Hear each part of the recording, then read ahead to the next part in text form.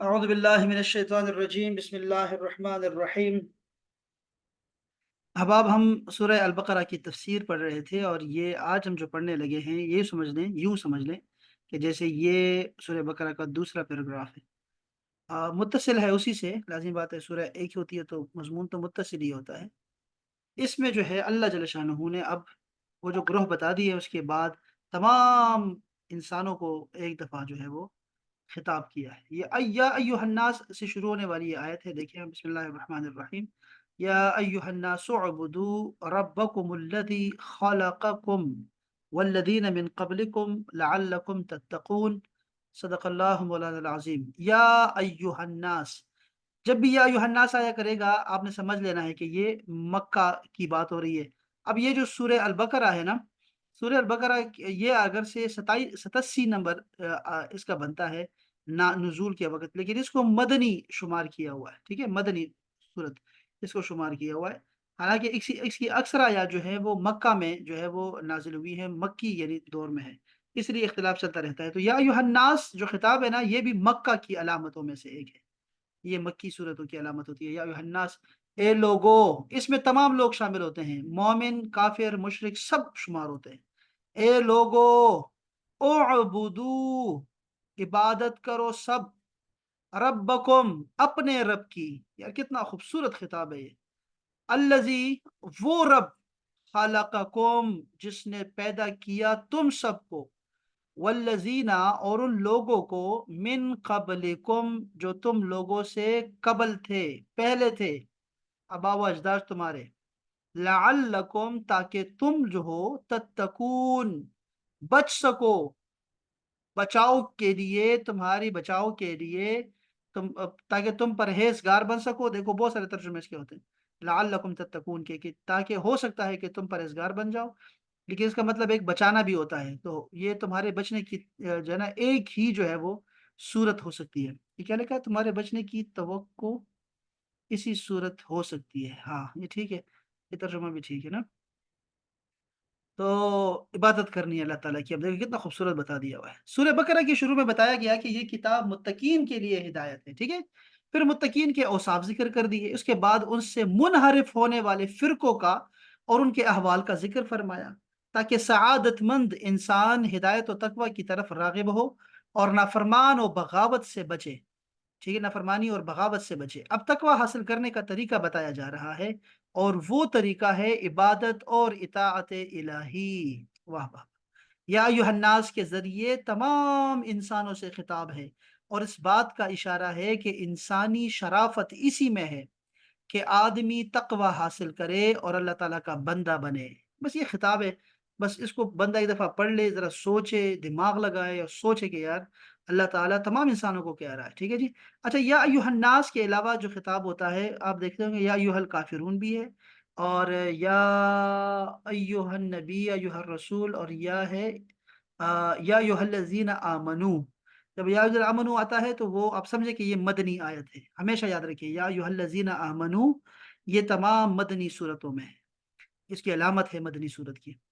تو اس میں سب انسان ہے یا ایھا الناس میں، اور اس میں صرف ایمان والے ہیں، اور آپ دیکھیں گے حیران ہو جائیں گے کہ اس میں اللہ تعالیٰ نے یا ایھا الذین آمنو صرف مومنوں سے بات ہے، اور بڑی خوبصورت اور رازداری والی بات ہوتی ہے، اور خاص الخاص باتیں ہوتی ہیں، وہ ہم پڑھیں گے انشاءاللہ۔ عبادت کیا ہے؟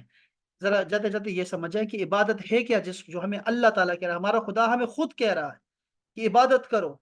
تو یہ عبادت ہے کیا چیز؟ عبادت اس انتہائی تعظیم کا نام ہے جو بندہ اپنی عبدیت یعنی غلامیت اور بندہ ہونے، اور معبود کی الوہیت یعنی معبودیت ہونے کے اعتقاد اور اعتراف کے ساتھ بجا لائے۔ ایسی تعظیم جس میں انسان خود کو بندہ سمجھے اور اللہ کو اپنا معبود سمجھے، ٹھیک ہے، اس اعتقاد کے ساتھ اور اعتراف کے ساتھ جھکنا، تعظیم کرنا، یہ ہوتی ہے عبادت۔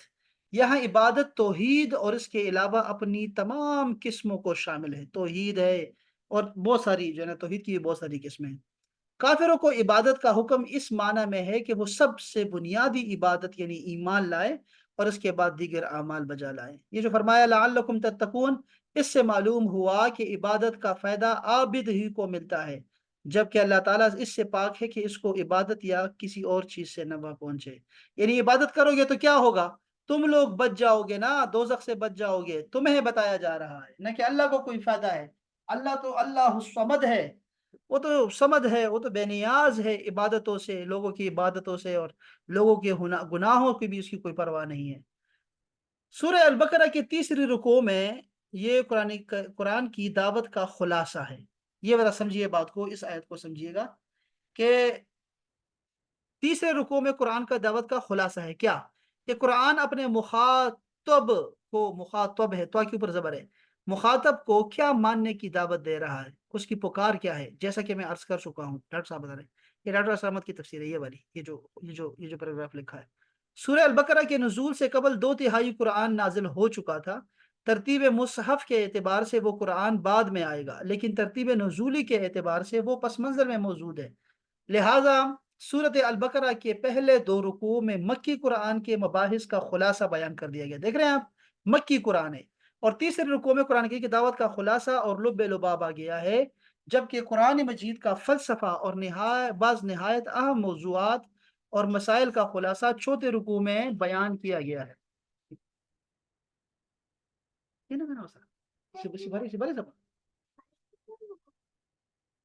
اللہ اکبر۔ اچھا، اب ہم تیسرے رکوع کا مطالعہ کرتے ہیں کہ یا ایھا الناس اعبدوا، یہ قرآن کی دعوت کا خلاصہ ہے، اور یہی تمام انبیاء اور رسل کی دعوت تھی۔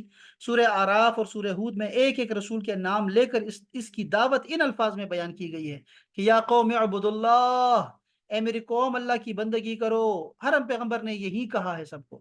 سورہ شعراء میں رسولوں کی دعوت کے ضمن میں بار بار یہ الفاظ آئے ہیں، فاتقوا اللہ واطیعون، اللہ سے تقوی اختیار کرو، میری اطاعت کرو۔ سورہ نوح میں حضرت نوح کی دعوت ان الفاظ میں ہوئی، ان اعبد اللہ، کہ اللہ کی عبادت کرو، واتقوہ، اور اس سے ڈرو، واطیعون، اور میری اطاعت کرو۔ پھر ازروع قرآن یہی عبادت رب انسان کی غایت تخلیق ہے، ٹھیک ہے جی۔ وما خلقت الجن والانس الا لیعبدون، ہم نے جن اور انسانوں کو پیدا ہی اسی لیے کیا تھا کہ ہماری بندگی کریں۔ چنانچہ تمام رسولوں کی دعوت یہی عبادت رب ہے، اور محمد الرسول اللہ کی دعوت بھی یہی ہے۔ لیکن یہاں ایک بہت بڑا فرق واقع ہوا ہے، اور یہ کہ باقی تمام رسولوں کی دعوت کے ضمن میں صیغہ خطاب یا قوم میں آتا تھا، لیکن یہاں پہ کیا ہے، یا ایھا الناس، اے بنی نوع انسان۔ معلوم ہوا کہ محمد الرسول اللہ سے پہلے تمام رسول صرف اپنی اپنی قوم کی طرف آئے تھے، جبکہ پیغمبر آخر الزمان حضرت محمد الرسول اللہ اللہ تعالیٰ کے آخری اور کامل رسول ہے، جن کی دعوت آفاقی اور عالمگیر ہے۔ عام طور پر لوگ جو غلط راستہ اختیار کر لیتے ہیں، اس پر اس دلیل سے جمے رہتے ہیں کہ ہمارے آباء و اجداد کا راستہ یہی تھا۔ الذی خلقکم والذین من قبلکم کے الفاظ میں اس دلیل کا رد بھی موجود ہے کہ جیسے تم مخلوق ہو ویسے ہی تمہارے آباء و اجداد بھی مخلوق تھے، جیسے تم خطا کر سکتے ہو اسی طرح وہ بھی خطا کر سکتے تھے۔ لہٰذا یہ نہ دیکھو کہ آباء و اجداد کا راستہ کیا تھا، بلکہ یہ دیکھو کہ حق کیا ہے، لعلکم تتقون، تاکہ تم بچ سکو، یعنی دنیا میں افراط اور تفریط کے دھکوں سے بچ سکو، اور آخرت میں اللہ کے عذاب سے بچ سکو۔ ان دونوں سے اگر بچنا ہے تو اللہ کی بندگی کی روش اختیار کرو۔ تو آپ سمجھے بات کو، یہاں پہ جو بات ڈاکٹر صاحب نے کی ہے، وہ کہہ رہے ہیں کہ کیا ہے، اپنے آباء و اجداد کی جو ہے نا وہ پیروی کے بجائے حق کی پیروی کریں۔ اب مصیبت یہ آتی ہے یہاں پہ اس وقت، چونکہ اب یہاں تو ہر کسی نے اپنے پاس ڈگری رکھی ہوئی ہے، ہر کسی کو دیتا رہتا ہے۔ جو کفار اور مشرکین تھے مکہ کے یا مدینہ کے یا دوسرے جو عیسائی یہودی تھے، ان سے جب یہ خطاب ہوتا تھا نا کہ اپنے آباء و اجداد کی جو ہے پیروی نہ کرو، بلکہ اللہ تعالیٰ کے رسول کی بات کرو، پیروی کرو، تو ان کے لیے تو تھا کہ ان کے والدین سارے کے سارے کیا تھے، وہ سارے مشرک تھے، یا ان کو پتہ ہی نہیں تھا اللہ کی عبادت کیسے کرنی ہے اور حق راستہ کیا ہے۔ ان کو تو اللہ کے رسول کی طرف ہی بلانا تھا۔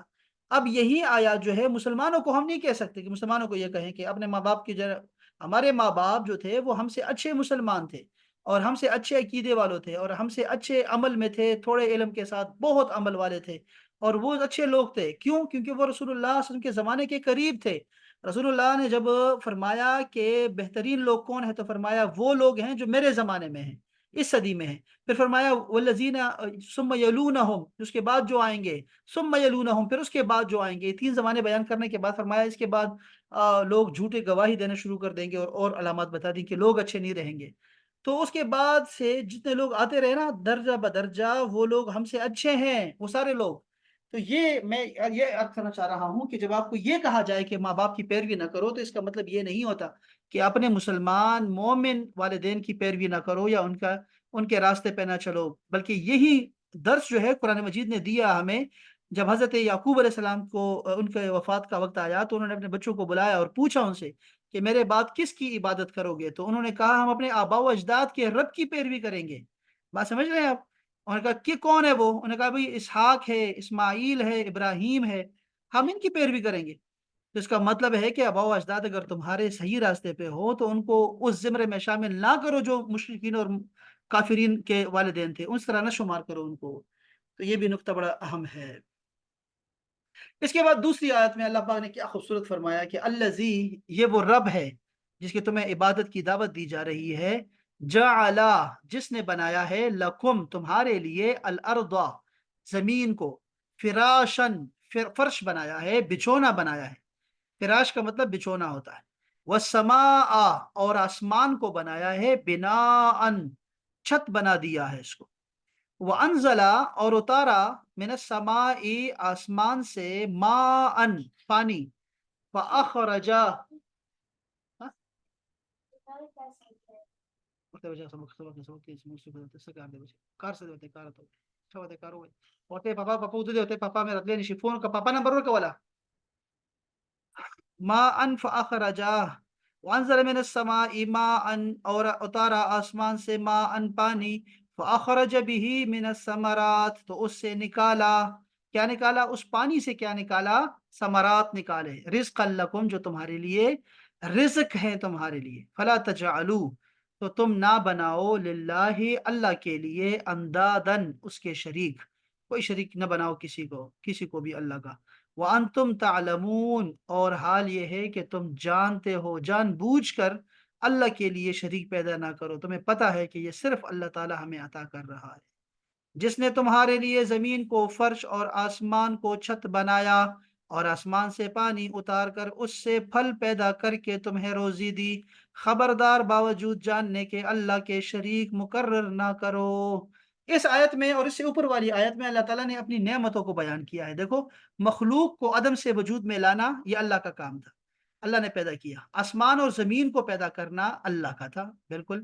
اس کے بعد کیا ہے؟ آسمان و زمین سے مخلوق کا رزق مہیا کرنا یہ اللہ کا کام تھا. اس کے بعد اللہ نے فرمایا آسمان سے بارش اتارنا اور زمین سے نباتات اگانا یہ بھی اللہ تعالیٰ کی نعمت ہے. تو یہ اللہ پاک نے یہ ساری نعمتیں ہمیں گنوائی ہیں تاکہ ہم بھی ذرا سوچیں، اس کے علاوہ بھی ذرا سوچیں. تو آپ کو اندازہ ہو جائے گا کہ یار یہ تو میں تو صبح و شام کتنی ہزاروں نعمتیں اللہ کی یوز کر رہا ہوں، استعمال کر رہا ہوں، اور پھر اس کی اطاعت کیوں نہ کروں، پھر اس کی بات کیوں نہ مانوں، اس کو سجدہ میں کیوں نہ کروں. جب آدمی کی زندگی کا ایک ایک لمحہ اور ایک ایک پل اللہ تعالیٰ کی نعمتوں میں ڈوبا ہوا ہے، تو اس مالک حقیقی کو چھوڑ کر کسی اور کا عبادت گزار بننا کس قدر ناشکری ہے. یوں ہی ایسے کریم خدا کی یاد سے غفلت بھی کتنی بڑی ناشکری ہے. یہ ایک تفسیر تھی. اب دوسری تفسیر سنیں ذرا. ہدایت اور ضلالت کے اعتبار سے انسانوں کے تین گروہوں کے تذکرے کے بعد، یعنی متقین، کافرین، منافقین کے بعد، اللہ نے کیا فرمایا؟ اللہ تعالیٰ کی وحدانیت اور اس کی عبادت کی دعوت تمام انسانوں کو دی جا رہی ہے. فرمایا جب تمہارا اور کائنات کا خالق اللہ ہے، تمہاری تمام ضروریات کا مہیا کرنے والا وہی ہے، پھر تم سے اسے چھوڑ کر دوسروں کی عبادت کرتے ہو، دوسروں کو اس کا شریک کیوں ٹھہراتے ہو؟ اگر تم عذاب خدابندی سے بچنا چاہتے ہو تو اس کا صرف ایک ہی طریقہ ہے کہ اللہ کو ایک مانو اور صرف اسی کی عبادت کرو، جانتے بوجھتے شرک کا ارتکاب مت کرو. ابن کثیر. ایک اور تفسیر بھی دیکھیں، یعنی تمہیں اور تمہارے باپ دادا کو پیدا کرنے کے بعد تمہاری ضروریات کے لیے تمہیں کسی دوسری ہستی کے سپرد نہیں کر دیا گیا، بلکہ ہر چیز کا بندوبست خود فرمایا. زمین کو تمہارے لیے بچھونا بنایا، آسمان کو چھت بنایا، پھر آسمان سے پانی اتار کر تمہاری روزی کے لیے مختلف انواع کے پھل جو ہے پیدا کیے، جب تم یہ سب کچھ جانتے ہو تو لازم ہے کہ اللہ کے لیے کسی قسم کے شریک نہ بناؤ، پھر اس کی زمین سے نکل جاؤ اور اپنے کسی داتا دستگیر کی بنائی ہوئی زمین کے اوپر اور اس کے بنائے ہوئے آسمان کے نیچے رہو اور اسی کا پیدا کیا ہوا رزق کھاؤ۔ ماں کا ترجمہ کچھ پانی تنوین کی وجہ سے، انداد کا ترجمہ کسی قسم کے شریک، جمع اور نکرہ کے مفہوم کو واضح کرنے کے لیے کیا گیا ہے کہ نہ ذات میں شریک بناؤ، نہ صفات میں اور نہ ہی افعال میں۔ اللہ پاک کا شریک کسی طرح نہیں بنانا چاہیے۔ اس کے بعد اللہ پاک نے چیلنج دیا ایک، اور یہ ان چیلنجوں کا پورا ایک سلسلہ ہے۔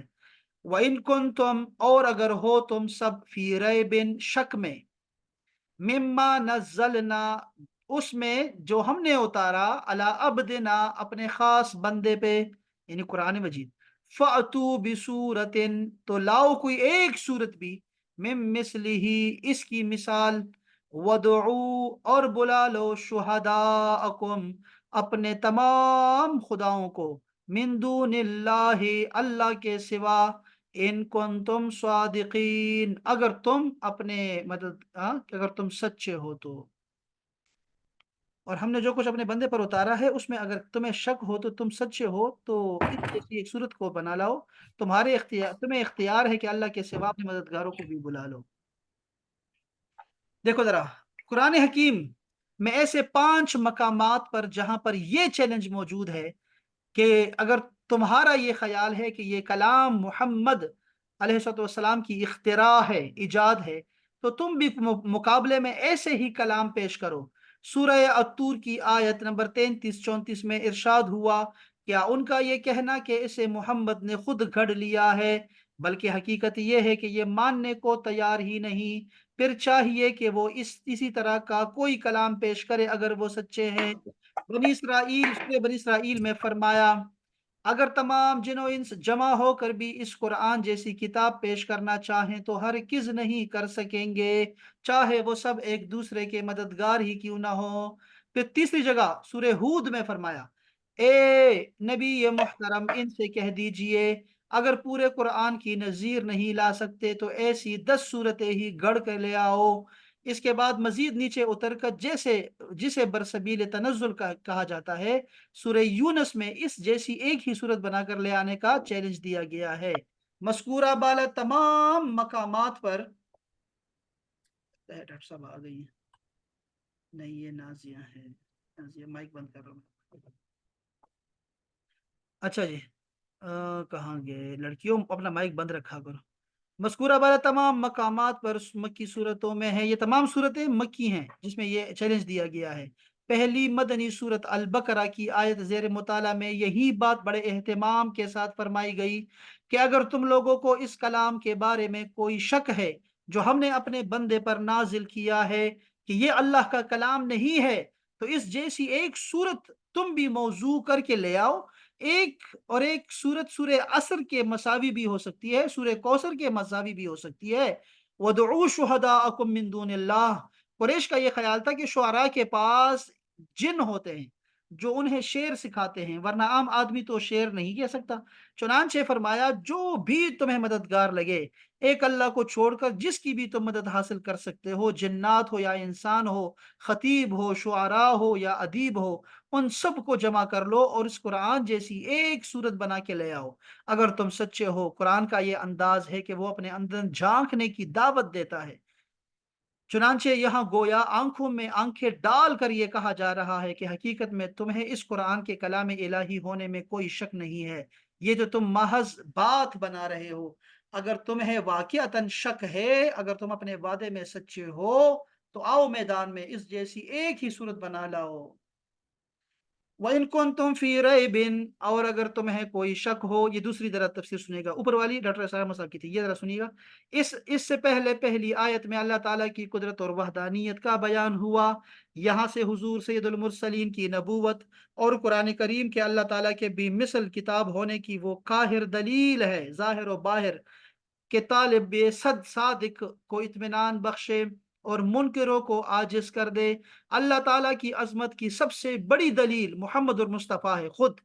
اللہ تعالیٰ کی عظمت کی دلیل کیا ہے؟ محمد، یعنی وہ جو جب وہ صفا پہ کھڑے ہو کے آپ نے جب اللہ کی دعوت دی نا، پہلی دفعہ جب آپ نے توحید کی دعوت دی، تو آپ نے کیا فرمایا لوگوں سے؟ یہی فرمایا تھا آپ نے کہ اگر میں کہوں تو کیا مان لو گے؟ انہوں نے کہا مان لیں گے چونکہ تم صادق اور امین ہو۔ تو فرمایا پھر اللہ ایک ہے، مان لو اس کو۔ تو جب گواہ مانگے تو دیکھو ہمیشہ آپ نے خود کو پیش کیا اللہ پہ، دلیل جو ہے وہ محمد خود ہیں، ٹھیک ہے، صلی اللہ علیہ وسلم۔ تو سب سے بڑی دلیل محمد مصطفیٰ ہے، اور محمد مصطفیٰ کی عظمت کی سب سے بڑی دلیل کیا ہے؟ وہ قرآن مجید ہے۔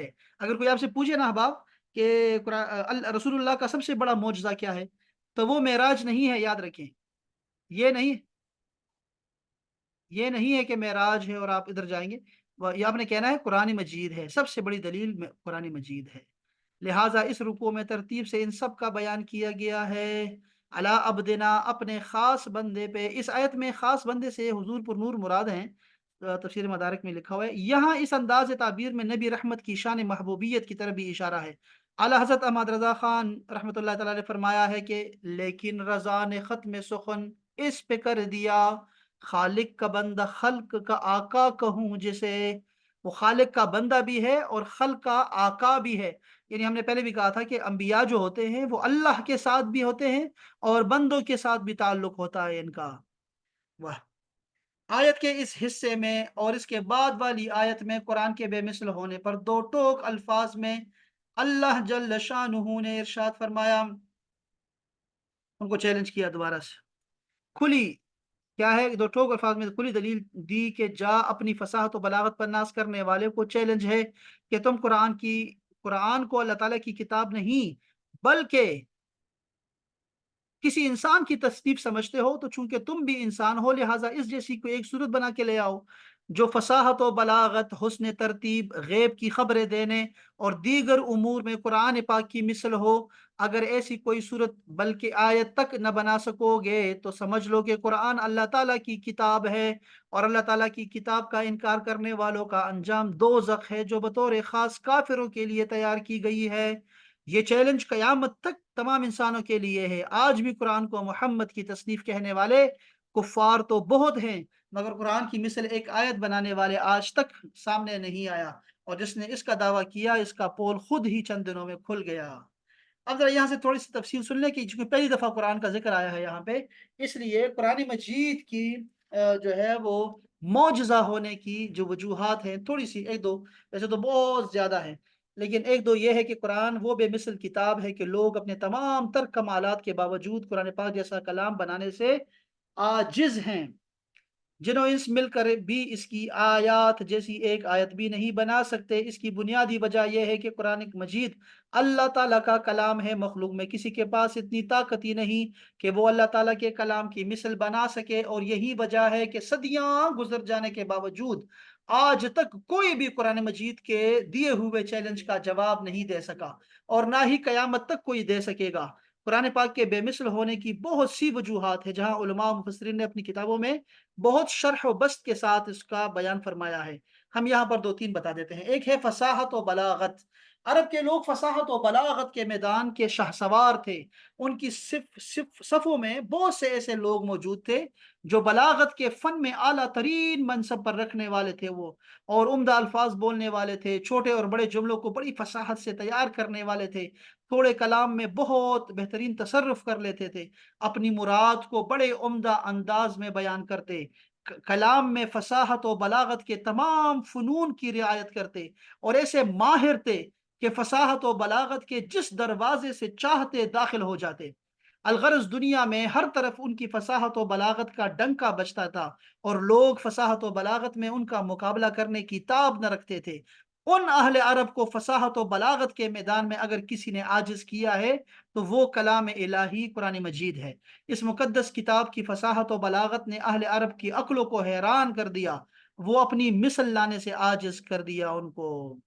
دوسری بات، تلاوت قرآن کی تاثیر، اس پہ واقعات بہت زیادہ ہیں، اس اوپر والے پہ بھی ہے، اس پہ بھی ہیں۔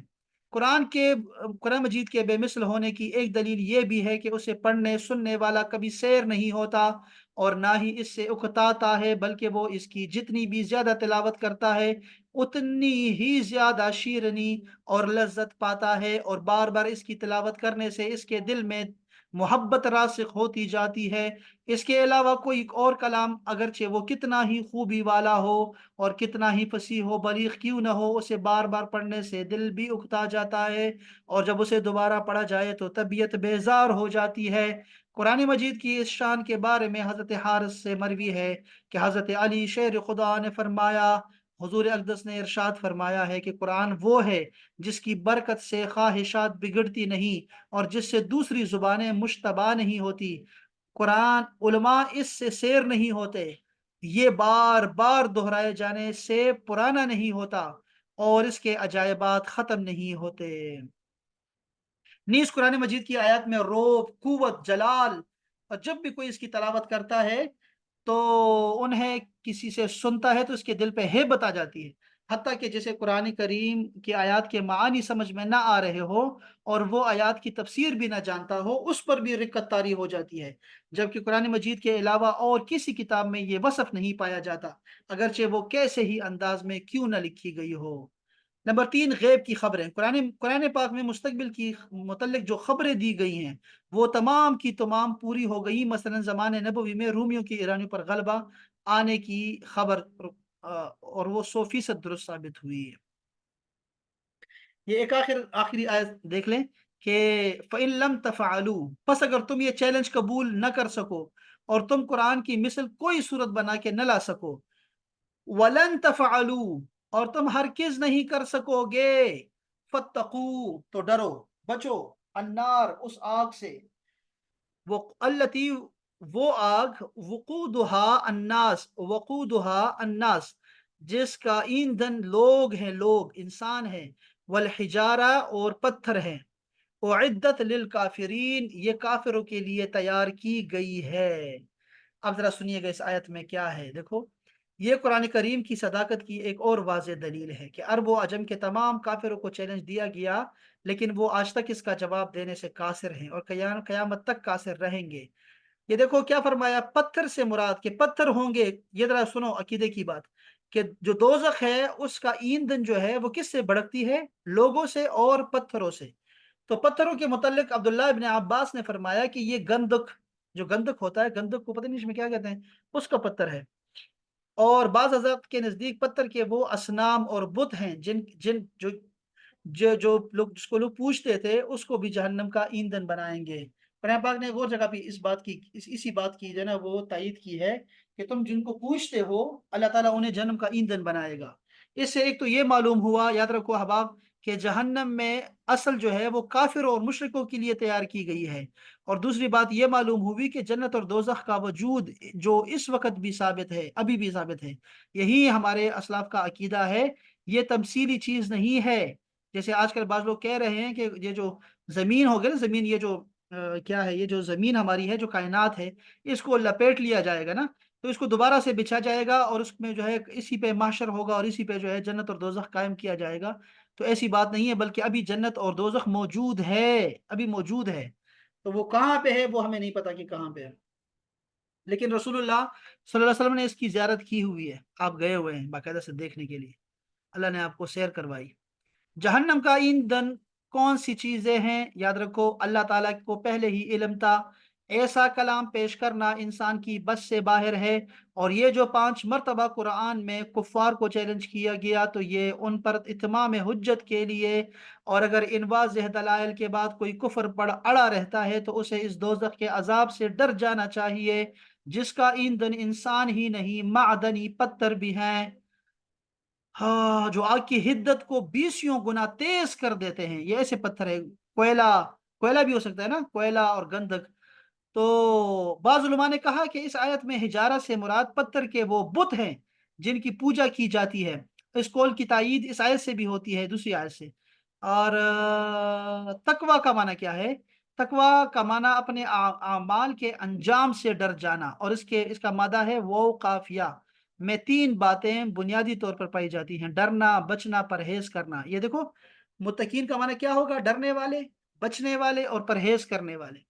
گویا تقوی کے معنی اپنے نفس کو ہر اس چیز سے بچانا ہے جس سے نقصان پہنچانے کا اندیشہ ہو، خود پہنچنے کا اندازہ ہو۔ شرعی اصطلاح میں اپنے آپ کو ہر اس چیز سے بچانے کا نام تقوی ہے جو اللہ کی نافرمانی تصور کی جاتی ہے، ٹھیک ہے، جو گناہ کا موجب ہو، اور جن امور سے شریعت نے منع کیا ہو اسے چھوڑنے سے یہ بات حاصل ہو جاتی ہے۔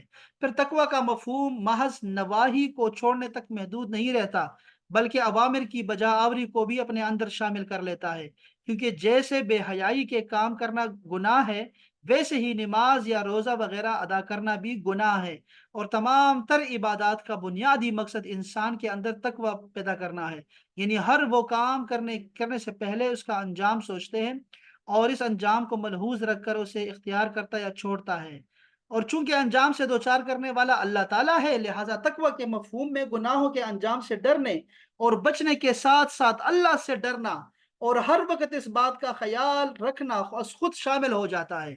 اچھا، یہ جو ہاں بس یہ بھی تھی کہ دوزخ پہلے سے موجود ہے، بس اتنا ہی تھا احباب، یہ ہمارا آج کا جو سبق تھا۔ اس کے بعد یہ اس میں کیا تھا، اس میں تمام لوگوں کو دعوت دی گئی کہ اللہ کی عبادت کرو، اپنے خالق مالک اور نعمتیں دینے والے کی عبادت کرو، سجدہ اسی کے سامنے کرو اور اس کے ساتھ کسی کو شریک نہ کرو۔ پھر اس کے بعد ایک چیلنج دیا گیا قرآن مجید کی مثل لانے کے لیے۔ اچھا یاد رکھو احباب، یہ دیکھو یہ سارا کچھ جو اللہ کے علاوہ ہے نا، یاد رکھو احباب یہ بہت ضروری بات، یہ جاگ رہے ہیں لوگ کہ سو گئے ہیں؟ کوئی جاگ رہا ہے آپ میں سے؟ ہنا مصطفیٰ، جی ہنا سر. لبیک ہو لبیک، ہنا کہاں گئی؟ ہاں ویری نائس، جاگ رہے ہیں۔ دیکھو یہ سارا کچھ مخلوق ہے، اللہ کے سوا ہر چیز مخلوق ہے، ٹھیک ہے، یہ مخلوقات کی دنیا ہے جس میں ہم رہتے ہیں۔ اس مخلوقات کی دنیا میں ایک چیز ہے جو غیر مخلوق ہے، اور وہ ہے قرآن مجید، یاد رکھو، یہ اللہ کا کلام ہے، اللہ کا کلام، ٹھیک ہے، یاد رکھو اللہ کا کلام ہے، اور اللہ کی جتنی صفتیں ہیں نا، کلام ہے، سماعت ہے، بصارت ہے، وہ سب قدیم ہیں، ازلی ہیں، شروع سے ہیں اللہ کے پاس۔ تو وہ اللہ خود بھی قدیم ہے اور اس کی تمام صفات بھی ازلی ہے، ابدی ہے، ٹھیک ہے جی۔ تو یہ مخلوق، یہ جو کلام ہے اللہ کا کلام، یہ سب سے پہلے اتارا گیا تھا قرآن مجید کہاں پہ؟ لوح محفوظ پہ۔ اور کب اتارا گیا لوح محفوظ پہ ہمیں نہیں پتا کہ کب جو ہے لوح محفوظ میں اس کو نازل کیا گیا۔ لوح محفوظ سے پھر آسمانی دنیا پہ اتارا گیا، بیت المعمور پہ، اور پھر وہاں سے رسول اللہ صلی اللہ علیہ وسلم کے قلب اطہر پہ اتارا گیا اس کو۔ تو یہ کلام جو ہے یہ قدیم ہے اور یہ حادث نہیں ہے، یہ مخلوق نہیں ہے، یاد رکھیے، یہی ہمارا جو ہے نا وہ عقیدہ ہے اس بارے میں کہ یہ کلام صرف ایک چیز ہے بس، اللہ کا کلام، یعنی یہ جو ہمارے ہاتھ میں ہوتا ہے نا یہ تو لازم بات ہے، یہ تو پرنٹ کروایا ہم نے، پرنٹ کروایا، تو یہ تو مخلوق ہے نا، یہ تو ابھی پرنٹ کروایا گیا ہے، فلاں فلاں چھاپ خانے میں آیا ہے، یہ سارے نمبر وغیرہ، لیکن جو کلام ہے اس کے اندر جو وہی ہے، وہ سب کے سب جو ہے وہ اللہ کا کلام ہے اور اس کی مثل نہیں کوئی لا سکتا۔